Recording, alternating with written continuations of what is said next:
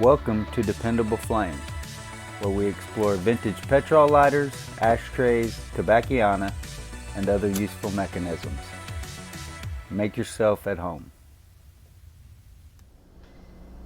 Today we have a vintage, slim size, flip top petrol lighter with a rough brushed finish on the front and back. Smooth, high polish on the spines, top and bottom. It is marked 14 karat gold plated, made in USA.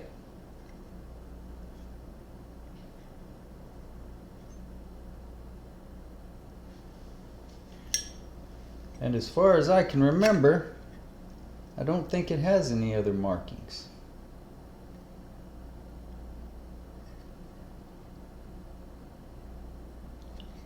Interesting that it says made in the USA, and the insert looks an awful lot like a million that I have seen that were made in Japan, with the overzealous punching of holes in the windscreen. So here you've got a 22 hole windscreen, but nothing wrong with that if it works, huh? This is a lighter that I came into possession of after my father had passed. My mom had told me that she had an old Zippo of his, and it turned out it wasn't a Zippo, it was a Crestcraft lighter, a little bit thinner but more full size, you know, a little bit taller, a little bit wider than this, that is more the size of a slim, maybe a little bit wider and a little bit thicker, but about the height. But that Crestcraft lighter was the lighter that he had and used, and I remember him having that lighter. I remember him using that lighter when he smoked and rolled his pack of cigarettes up in the sleeve of his white t-shirt when I was growing up. There happened to be two of these identical 14 karat gold plated lighters in there with it that she gave me as well, but I don't think he ever used them. I think maybe somebody had given them to him, or maybe he came into possession of them even after he had quit smoking. I have used this one a fair amount over time and had lost it and found it just the other day. I have seen the other one recently over in the Mesta Park headquarters, and as best I can remember, the wick on it was still wide. I don't think it had ever been used. These are a pretty interesting construction.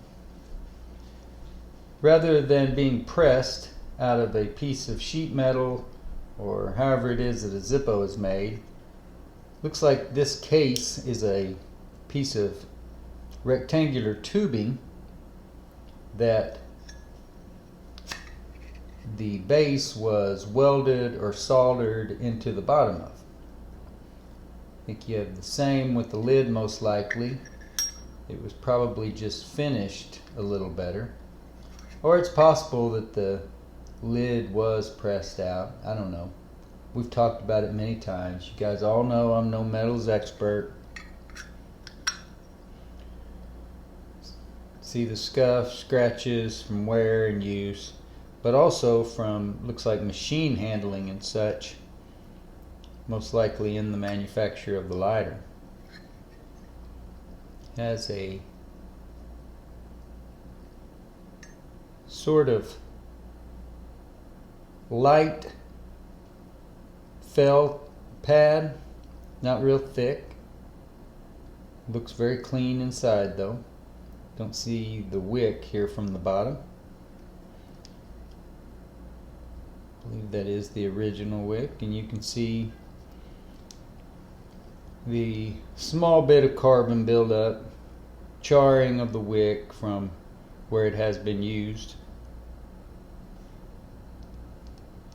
Not necessarily the most sturdy feeling constructed insert I've ever had in my hands, but it also doesn't just feel like it's going to fall apart. That cam and spring, not the most precise, but they get the job done. And it closes nice and tight.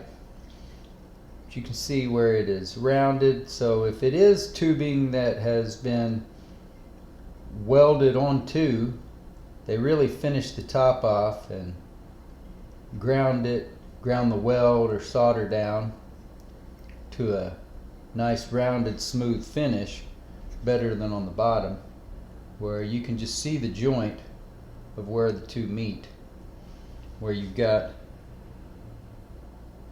tubing and then the plate inset there into the middle. I'm also not an expert on plating, but 14 karat would be a little bit over half gold content in the actual plating. 24 karat I think is the highest.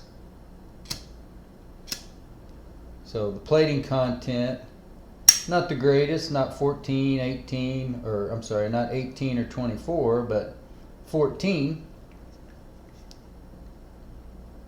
But nonetheless, still a nice looking finish on the lighter. I could see where, just like folks like those Golden Elegance Zippo lighters, that this lighter would be appealing to somebody. Doesn't have a rounded top, so you can set it on its lid or its base. Either way. Seems like I've seen these same lighters marked with the brand Florentine or something similar to that. I think maybe there's a possibility that maybe the case was made in the United States, but the insert purchased or imported from outside and then just used with. But I don't know. I don't know what the guidelines or laws even were at the time. It said made in USA. Did it all have to be made in USA? Know that there are automobiles that claim they're made in the USA, but there are certain components of them that were at least made in another country, possibly assembled in another country, maybe assembled in different countries before they even make their way here. I don't know how all that works out and what it means for truth in advertising or anything like that.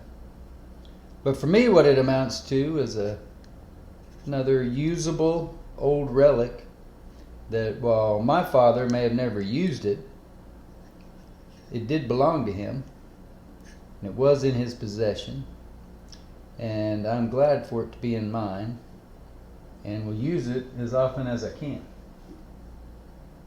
Until next time.